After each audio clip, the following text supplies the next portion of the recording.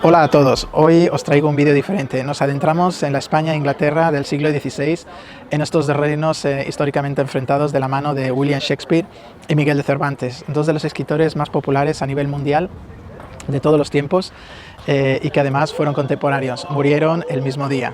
¿O no? Visitaremos sus casas natales, veremos cómo vivían sus familias y la vida del siglo XVI. Descubriremos un montón de cosas sobre sus vidas y por qué el día 23 de abril es el Día Mundial del Libro.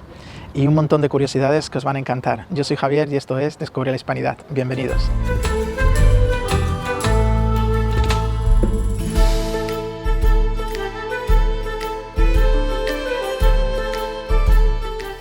William Shakespeare fue un reconocido poeta, dramaturgo y actor inglés nacido en 1564 en Stratford-upon-Avon. Su cumpleaños se celebra normalmente el 23 de abril, a pesar de que no se sabe con exactitud, pero sí la fecha del bautizo, que se solía celebrar el primer domingo después del nacimiento del bebé.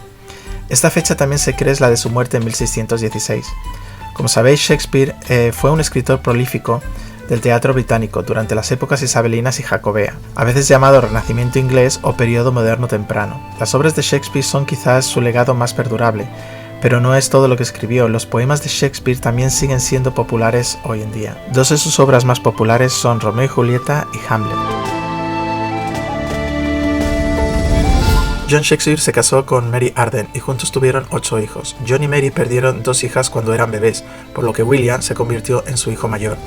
John Shakespeare trabajó como fabricante de guantes, pero también se convirtió en una figura importante en la ciudad de Stratford al desempeñar su cargo de alguacil. Su elevado estatus significa que era más que probable que hubiera enviado a su hijo William a la escuela local. Sin embargo, no hay constancia de que mandara a las hijas. Lo que también os puedo decir es que si venís, en particular hay un guía dentro de la casa que habla español. Además de que habla español, además es súper charlatán, le encanta practicar español con la gente, así que os lo recomiendo que le deis un poquito de conversación porque os va a hacer la diferencia. John también encontró tiempo para operar como fabricante de lana, vendiendo la lana sin licencia y por lo tanto ilegal. Esta ocupación se había restringido únicamente a los comerciantes aprobados por el Estado, tras la ley del Parlamento de 1553. Esto tuvo que ser muy rentable, con supuestas ventas de hasta 400 stones, unos 2.500 kilos de lana, atribuidas a John entre 1571 y 1572. William Shakespeare vivió con su familia en su casa de Henley Street hasta que cumplió los 18 años. Cuando tenía 18 años, Shakespeare se casó con Anne Hathaway, que tenía 26 años. Fue un matrimonio apresurado porque Anne estaba embarazada en el momento de la ceremonia. Juntos tuvieron 3 hijos. Su primera hija, Susan, nació 6 meses después de la boda, y luego le siguieron los gemelos, Hamnet y Judith. Hamnet murió cuando tenía solo 11 años.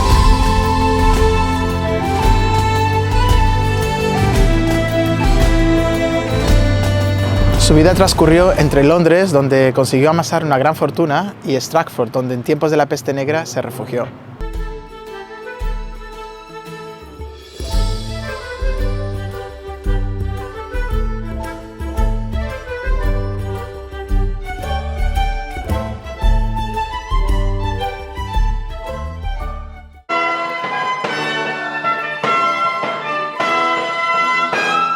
¿Y cómo consiguió ser tan prolífico escritor? ¿Acaso Shakespeare estaba bajo las influencias de las drogas cuando escribió obras maestras como Hamlet o Sueño de una noche de verano?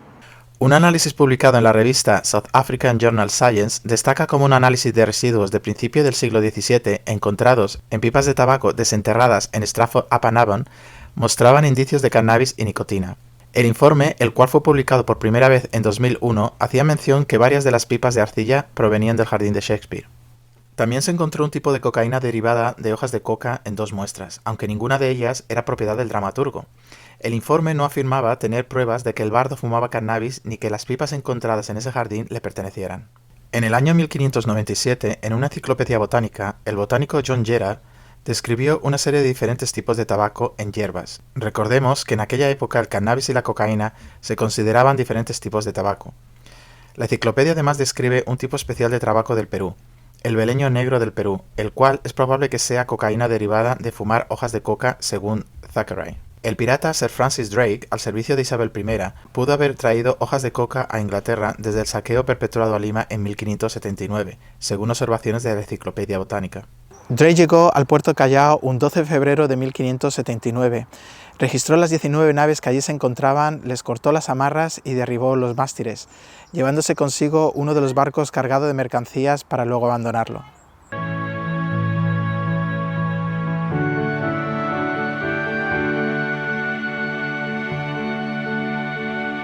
La planta baja del edificio se usaba como salón de plenos donde se tomaban decisiones importantes para Stratford, e incluso donde compañías ambulantes hacían sus actuaciones y donde Shakespeare tuvo sus primeras experiencias en el teatro profesional. En la primera planta está la escuela donde Shakespeare aprendió, entre otras cosas, latín.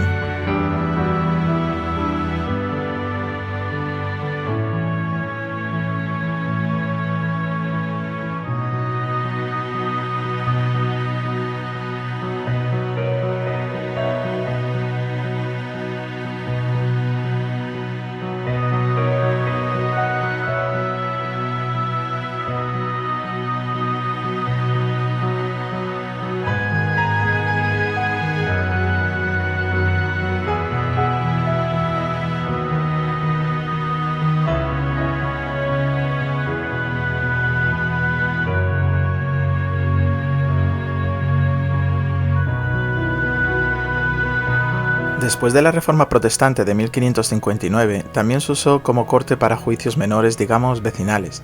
De esta época se muestran los restos de una pintura católica policromada, que fue borrada por los protestantes y que tras la restauración llevada a cabo recientemente se aprecia como era.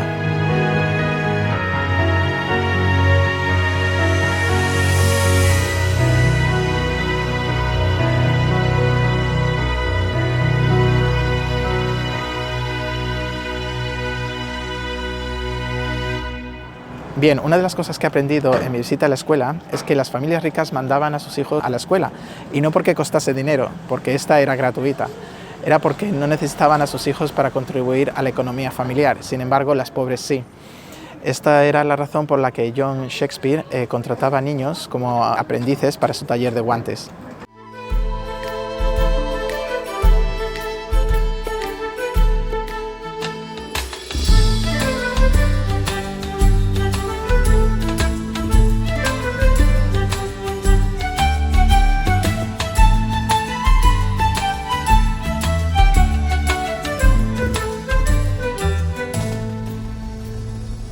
Bueno, como veis, en la casa de atrás hacen representaciones teatrales de una casa encantada, inspirado en el tiempo de Shakespeare. La verdad que tiene que ser divertido. El señor que está en la puerta estaba haciéndole bromas hace un momento a una de las parejas que acaba de pasar y tiene que ser muy divertido.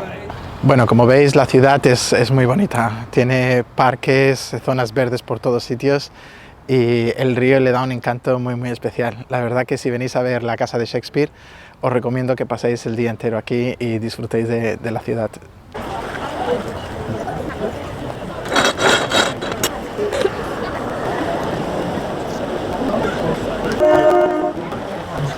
Es súper interesante todo lo que puedes ver dentro y también el pueblecito con las típicas casas de la época Tudor, y es súper interesante pasear por aquí y si tenéis suerte de que os haga buen tiempo. Eso es lo más importante.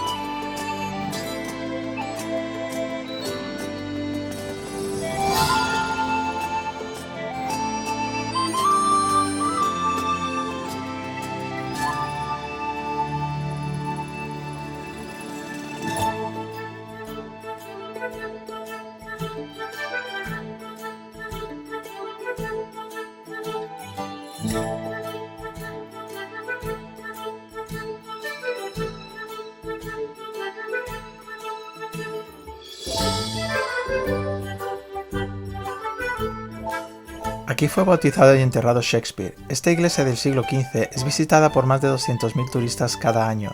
En ella podemos contemplar una magnífica colección de 200 vidrieras y un espectacular órgano de 1841.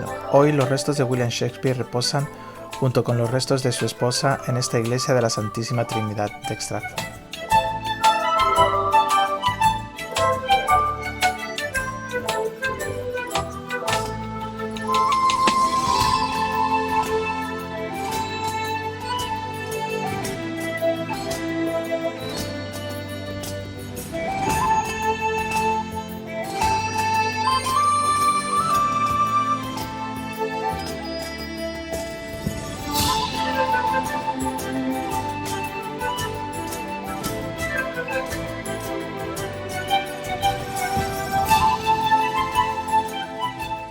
Bueno, como veis, la visita a la iglesia es muy interesante, muy recomendable y ha sido emocionante ver la tumba de Shakespeare y de Anne Hathaway. Sin embargo, lo que más me ha llamado la atención ha sido un enorme libro con una cadena metálica dentro de una urna de cristal. Así que he preguntado a una de las guías turísticas y me ha estado explicando que es una Biblia traducida del latín al inglés. Antes de la Reforma Protestante de 1534, en Inglaterra las misas se hacían en latín, como en todos los reinos cristianos. Sin embargo, a partir de 1534, los reformistas empezaron a traducir las Biblias para adoctrinar al pueblo en la nueva religión.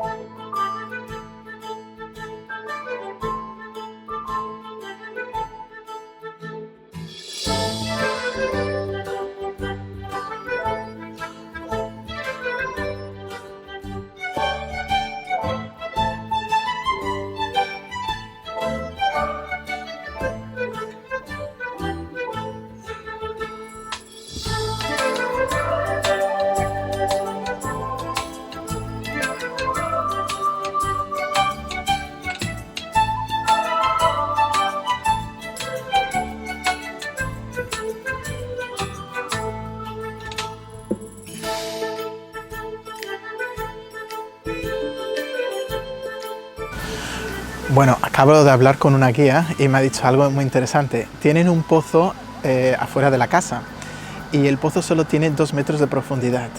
Es increíble porque en España para encontrar agua los pozos tienen 10, 15 metros de profundidad. Pero aquí llueve mucho y el nivel freático es más elevado. Es súper interesante.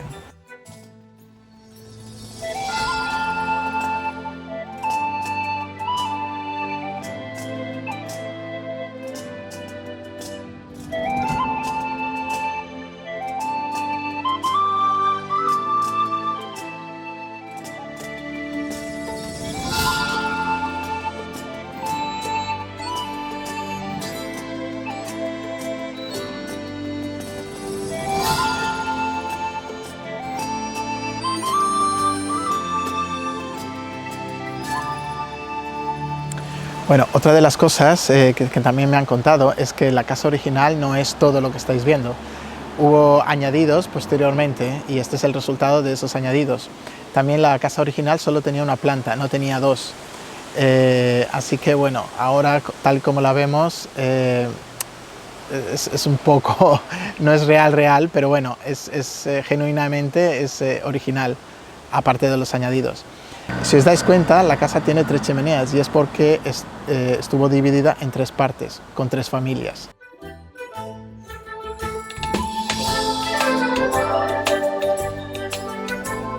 En total, las obras de Shakespeare incluyen 38 obras teatrales, 2 poemas narrativos y 154 sonetos y una variedad de otros poemas. En la actualidad no se sabe que existan manuscritos originales de las obras de Shakespeare. William Shakespeare sigue siendo una de las figuras literarias más importantes de lengua inglesa.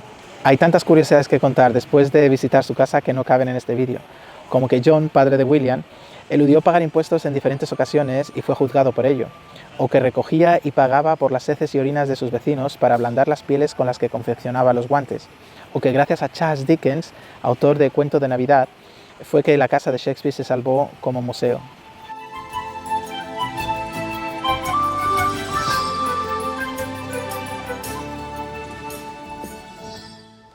Bueno, llegado este momento ya deberías estar suscrito y si ya lo has hecho, coméntaselo a tus amigos porque vuestro apoyo es esencial para mí para poder seguir creando contenido. Miguel de Cervantes Saavedra nació en Alcalá de Henares, muy cerca de la Villa y Corte de Madrid y hoy Patrimonio de la Humanidad por la UNESCO. Tuvo una vida apasionante, completamente diferente a Shakespeare. Fue soldado, prisionero, contable, poeta, furtivo, sirviente, novelista, dramaturgo y hasta monje. Y gracias a ello se conserva documentación sobre su vida.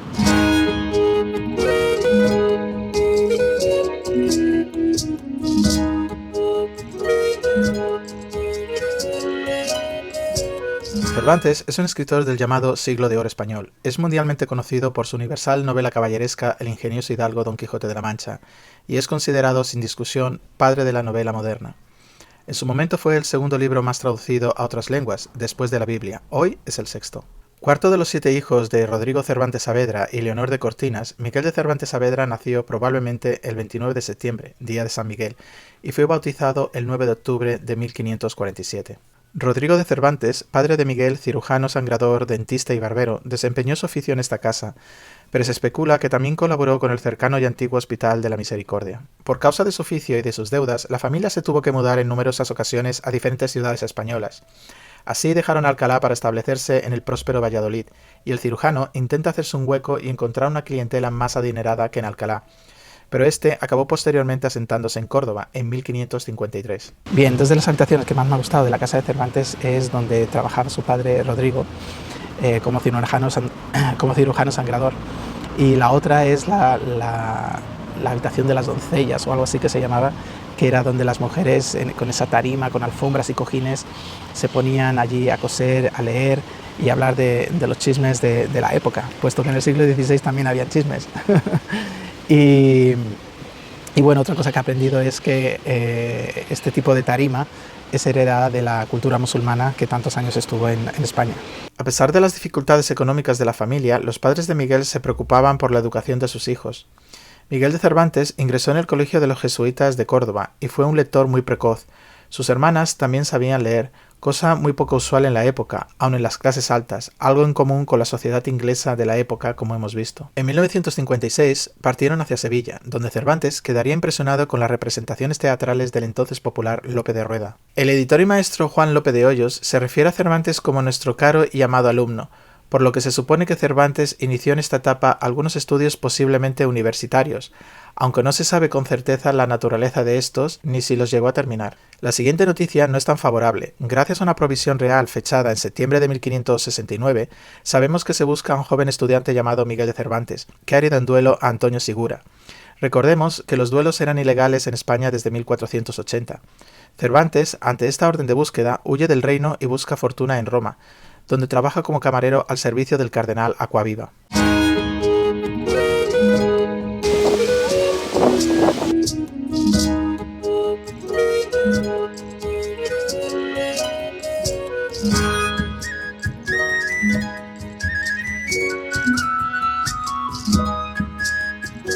Bueno, acabo de salir de la casa de Cervantes. La casa no es original, fue construida en 1959 para hacer un museo en su honor. Lo que sí es original es el emplazamiento. Como podéis ver, la casa está justo al lado del Hospital de la Misericordia, así que el emplazamiento sí que es original. Y todos los muebles que tiene dentro de la casa son también originales del siglo XVI. Este es el convento de las Clarisas y vamos a comprar almendras garrapiñadas. ¡Vamos!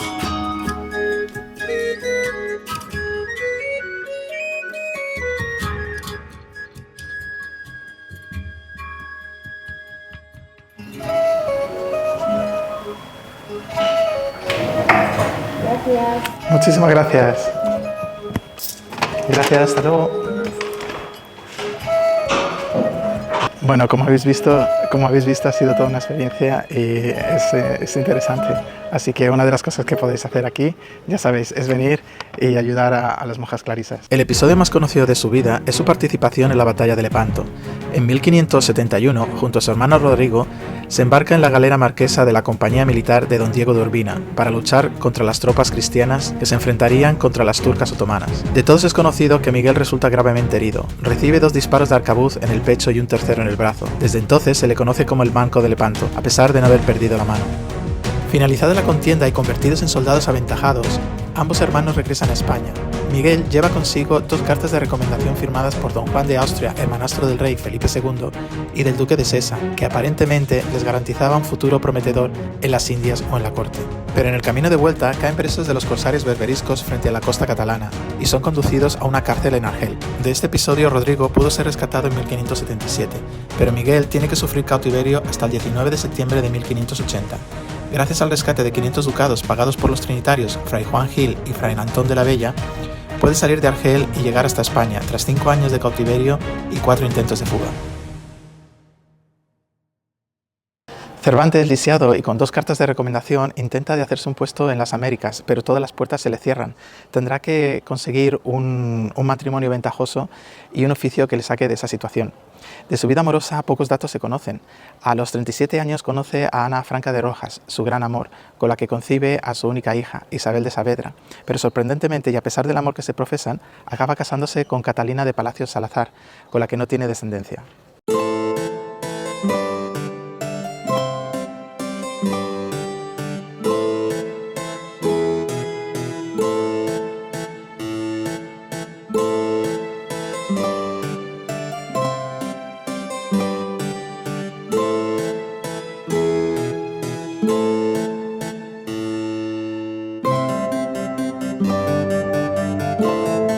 Hay constancia de que mostraba gran interés por el género teatral y de que algunas de sus obras se llevaron a escena en los corrales de Madrid.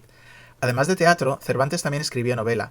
En 1585, año del fallecimiento de su padre, ve la luz en la calle Libreros de Alcalá de Henares su primera gran novela, La Galatea. En los últimos días de diciembre de 1604 sale El Quijote de las prensas madrileñas de Juan de Cuesta y muy pronto se observan los primeros indicios de su éxito.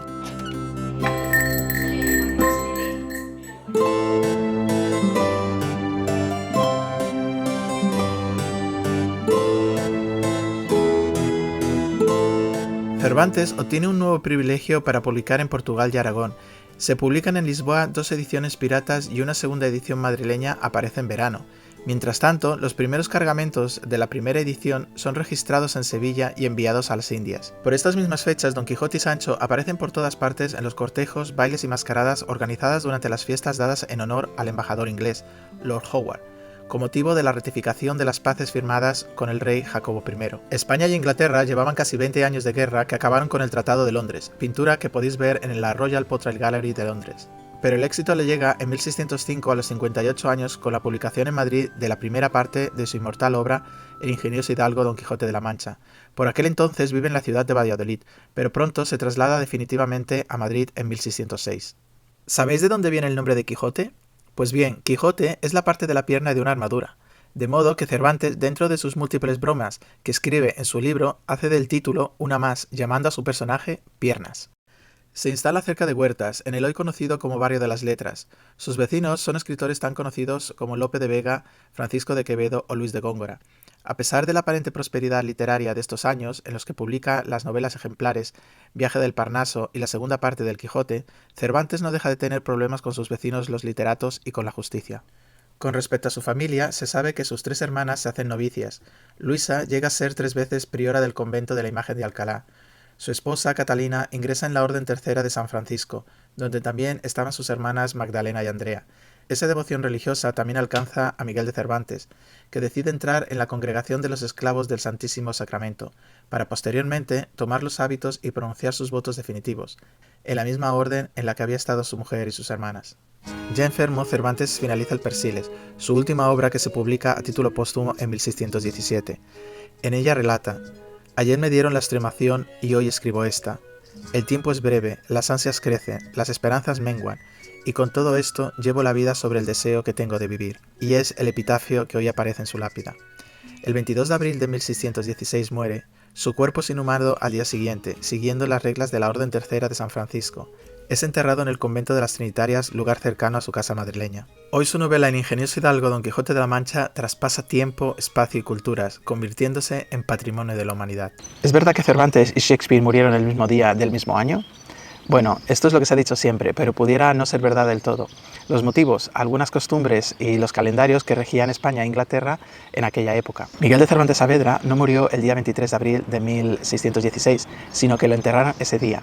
En realidad murió el día 22 de abril de 1616. En aquella época era costumbre enterrar al finado al día siguiente de su muerte, cosa que continúa hoy en día, y anotar en su partida de defunción el día de su enterramiento, no el día de su muerte.